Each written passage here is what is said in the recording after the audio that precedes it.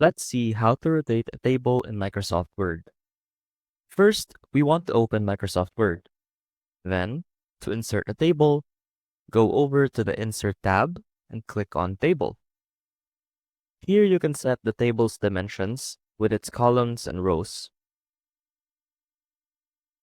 Now that we have our table, let's try to rotate it. And as you can see, you can't really rotate a table.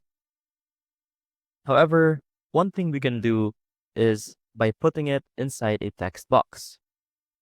To do that, go over to the Insert tab, click on Text Box, then click on Simple Text Box.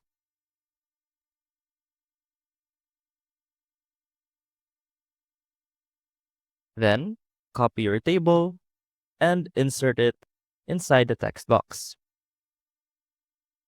You can also adjust the text box to match that of the table. After that, to remove the borders, simply right-click on the text box, click Outline, and then No Outline. And as you can see, we can now rotate our table. That's how you rotate a table in Microsoft Word. See you soon!